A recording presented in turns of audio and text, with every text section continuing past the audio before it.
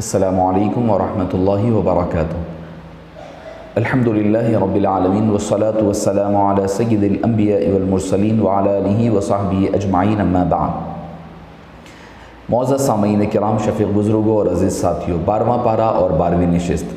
اس پارے کا آغاز اللہ تعالیٰ انسان، چرند، پرند، جنات، بری، بحری، ہر قسم کے جانور اور تخلیقات کا رزق اور روٹی کا ذکر فرما کر کرتا ہے کہ کیسے اللہ تعالیٰ رازق ہے، اللہ کے علاوہ کسی اور کے بس کی بات نہیں ہے۔ وَمَا مِن دَابَّةٍ فِي الْأَرْضِ إِلَّا عَلَى اللَّهِ رِزْقُهَا وَيَعْلَمُ مُسْتَقَرَّهَا وَمُسْتَوْدَعَهَا كُلٌّ فِي كِتَابٍ مُبِينٍ۔ پھر اس کے بعد اللہ تعالیٰ نے اپنی تخلیق کا ظہور فرمایا، تخلیق کی جو اس کی ربوبیت ہے اور اس کی جو شان تخلیقی ہے، خلاقیت ہے، اس کا ذکر فرمایا، وَهُوَ الَّذِي خَلَقَ السَّمَاوَاتِ وَالْأَرْضَ فِي سِتَّةِ أَيَّامٍ۔ یہاں تک تو ہم کئی سوروں میں پڑھ کر آ چکے ہیں۔ وَكَانَ عَرْشُهُ عَلَى الْمَاءِ، اور اس کا عرش جو ہے پانی پر تھا۔ تو لوگ کنفیوز ہو جاتے ہیں اس بات سے، عرش پانی پر تھا سے مراد یہ ہے اب کہاں پر ہے پھر؟ تو استوى علی العرش، اللہ کی ذات مبارکہ، اس کا مبارک، ویسے تو اللہ تعالیٰ ہر جگہ موجود ہے، اس کا علم اور اس کی ذات مبارکہ ہر جگہ محیط ہے، وہ عرش پر محدود نہیں ہے۔ یہ صوفیہ کرام کی تعلیمات کے حوالے سے گوشے گزار کر رہا تھا۔ اور عرش پانی پر تھا سے مراد کیا ہے؟ نیچے نہ زمین ہے، نہ آسمان ہے، نہ جھاڑ ہے، نہ پہاڑ ہے، نہ چرند ہے، نہ پرند ہے، کچھ نہیں ہے۔ تو زمین پوری پانی بھری ہوئی تھی، نیچے کی طرف پانی تھا اور تن تنہا اس کا عرش مبارک اس کے فوق تھا۔ کائنات کی تخلیق کا مقصد یہ ہے کہ اللہ یہ دیکھنا چاہتا ہے کہ اس میں غور و فکر کون کرتا ہے، کون تدبر کرتا ہے، تفکر کرتا ہے، کر کے اللہ کا قرب حاصل کیا کرتا ہے۔ پھر اس کے بعد حبیب پاک صلی اللہ علیہ وسلم کو تسلی دی گئی کہ اے حبیب پاک، مشرکین آپ سے فرمائشی معجزات مانگتے ہیں جس سے اللہ کے نبی صلی اللہ علیہ وسلم کا دل کبھی تنگ ہو جاتا تھا۔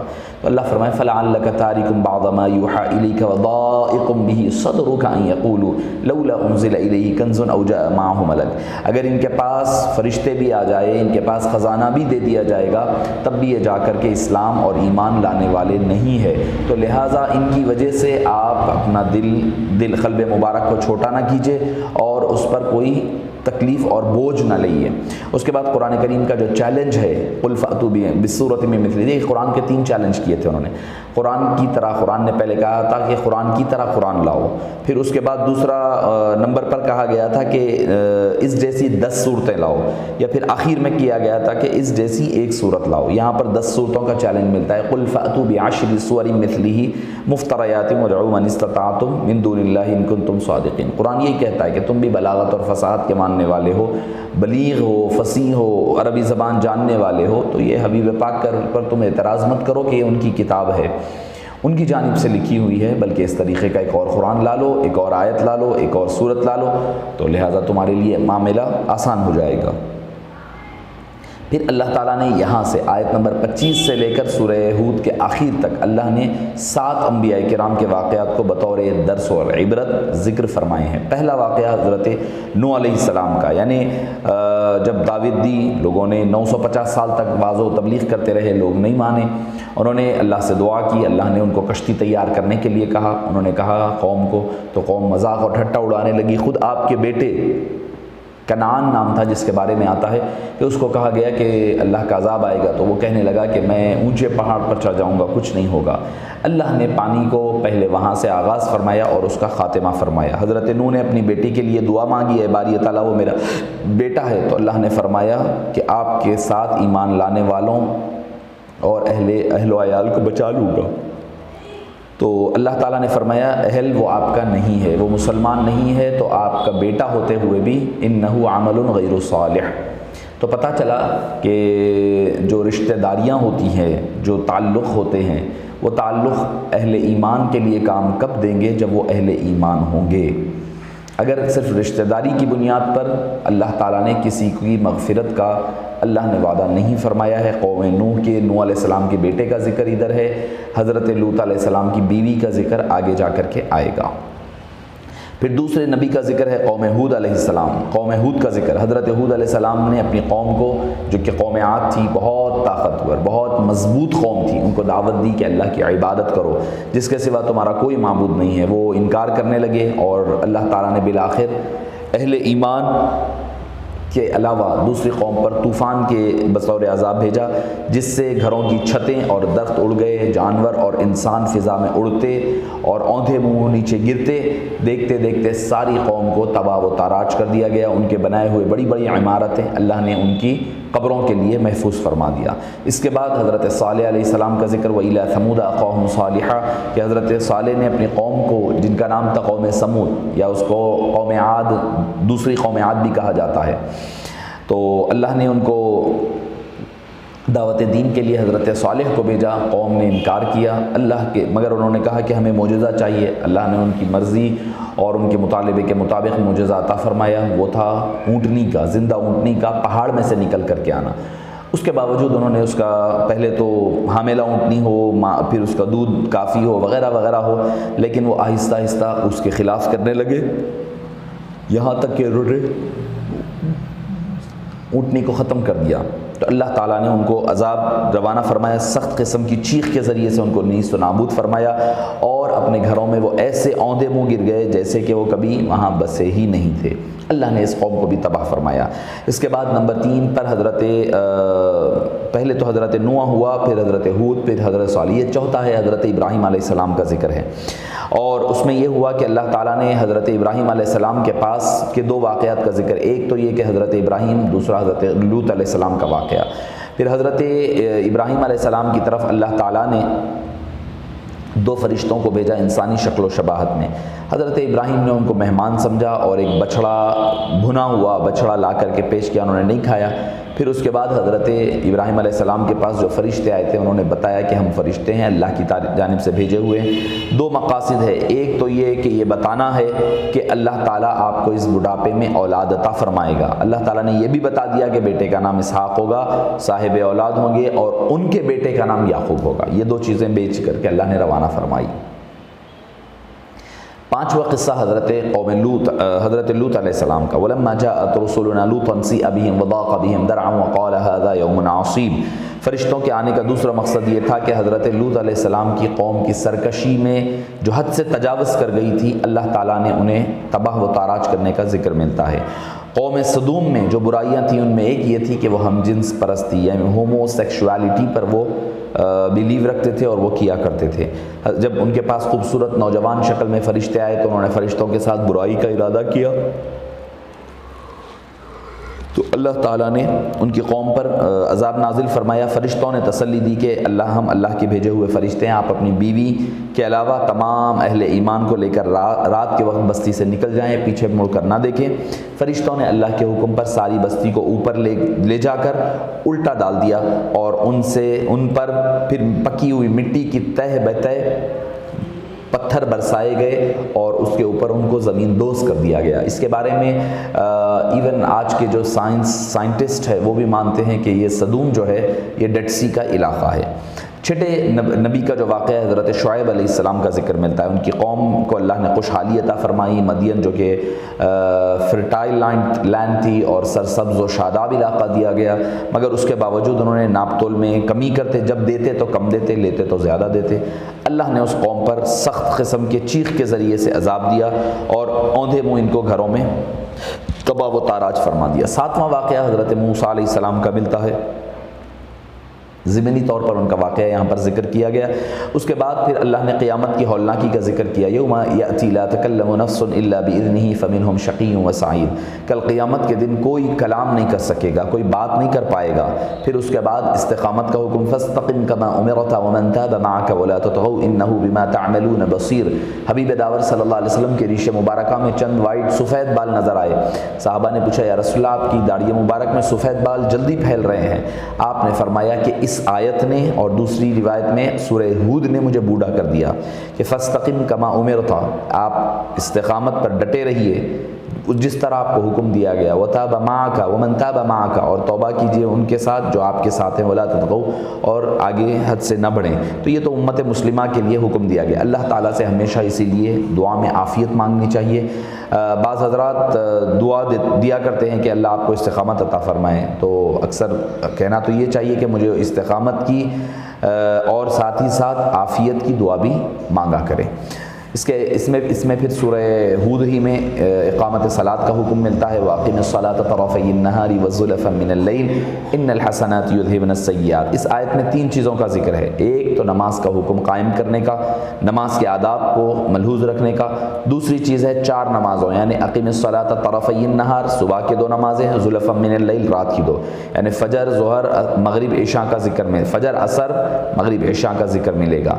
اور جبکہ ظہر کا نماز اقیم الصلاۃ لدلوک الشمسی کے تحت ظہر کا ہمیں حکم مل جاتا ہے۔ نماز ادا کرنے کا فائدہ بتایا جا رہا ہے، ان الحسنات یذھبن السیئات، بے شک نیکیاں برائی کو کاٹ دیا کرتی ہے۔ پھر اس کے بعد انبیاء کرام کے واقعات کے ذکر کرنے کا مقصد کیا ہے؟ کہ اسٹوری ٹیلنگ ہے؟ نہیں۔ وَكُلًّا نَقُصُّ عَلَيْكَ مِنْ أَنْبَاءِ الرُّسُلِ مَا نُثَبِّتُ بِهِ فُؤَادَكَ، آئے حبیب پاک آپ کے قلب مبارک کو مضبوط کرنا، آپ کے دل جو کبھی ملول ہوتا ہے اس ملول دل کی حزن کو دور کرنا مقصد ہے۔ پھر اس کے بعد شروع ہوتا ہے احسن القصص، یعنی سورہ یوسف۔ اس سورہ مبارکہ میں ہوا یہ کہ آپ صلی اللہ علیہ وسلم کے پاس یہودی آ کر سوال کرنے لگے کہ بنو اسرائیل مصر میں آ کر کیوں آباد ہوئے؟ وہ تو فلسطین کے رہنے والے تھے، وہ آپ صلی اللہ علیہ وسلم کا امتحان لینا چاہتے تھے، اور اللہ تعالیٰ نے یہ سورہ مبارکہ نازل فرمائی۔ اس پوری سورہ مبارکہ میں اللہ تعالیٰ نے حضرت یوسف کا مکمل واقعہ، مکمل قصے کو بیان فرمایا، اسی لیے اس کا نام سورہ یوسف ہے۔ چند ایک باتیں جو آپ صلی اللہ علیہ وسلم میں اور حضرت یوسف میں کامن ہیں، کیا کہ نبی کریم صلی اللہ علیہ وسلم اور یوسف علیہ السلام کے بھائیوں نے آپ سے حسد کر کے تکلیفیں پہنچائی، اور بالآخر غلبہ حضرت یوسف کو حاصل ہوا۔ اسی طرح قریش جو آپ کے رشتہ داریاں رکھتی تھی، جو رشتہ داری بھائیاں تھے، چچا تھے کئی، تو جیسے کہ ابو لہب ہو جائے وغیرہ، تو یہ ان لوگوں کے ساتھ رشتہ داریاں لگتی تھیں، ان لوگوں نے آپ کے ساتھ حسد کیا، اور پھر اس کے بعد اللہ تعالیٰ نے آپ کو مکمل غلبہ عطا فرمایا۔ جس طرح حضرت یوسف نے غلبہ حاصل ہونے کے بعد بھی معاف فرما دیا، حبیب پاک صلی اللہ علیہ وسلم نے بھی فتح مکہ کے موقع پر ان کو معاف فرما دیا۔ اس واقعے کو، اس قصے کو اللہ نے احسن القصص فرمایا۔ قصہ بہت بہترین انداز میں بیان ہوا، کیونکہ باقی انبیاء کا قصہ پورے قرآن میں یکجا بیان نہیں ہوا، کہیں تھوڑا کہیں زیادہ، پھر جتنی ضرورت ہوتی اتنا بیان ہوا، لیکن حضرت یوسف کا قصہ ایک تسلسل کے ساتھ ذکر ہوا ہے۔ یعنی اللہ تعالیٰ کو انبیاء کے، اپنے محبوبوں کے قصے سننا، بیان کرنا اللہ کو پسند ہے، بڑی جامعیت کے ساتھ ہر چیز کو، معاشی حالات وغیرہ وغیرہ ساری چیزیں بیان ہوئی۔ حضرت یوسف نے خواب دیکھا کہ انی رأیت 11 کوكبا والشمس والقمر رأیتهم لی ساجدین، مجھے 11 تارے اور چاند اور سورج مجھے سجدہ کر رہے ہیں۔ حضرت یعقوب سمجھ گئے کہ تعبیر جو ہے یہ نبی ہونے والے ہیں، اور چونکہ حضرت یعقوب کو 10 بیٹے ایک اہلیہ سے تھے، باقی کے 2 بنیامین اور یوسف دوسرے سے تھے، تو حضرت یعقوب نے اپنے بیٹے کو کہا کہ یہ بات تم ذکر نہ کرنا، کیونکہ ہو سکتا ہے کہ وہ حسد کرنے لگیں گے اور تمہارے خلاف سازشیں کریں گے۔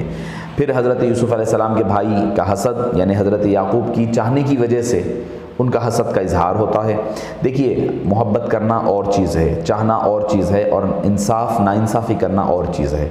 ماں باپ اپنے کو، ایک بیٹے کو، بیٹی کو زیادہ چاہ سکتے ہیں، مگر ان کے درمیان ناانصافی نہ ہو، کسی کی حق تلفی نہ ہونے پائے۔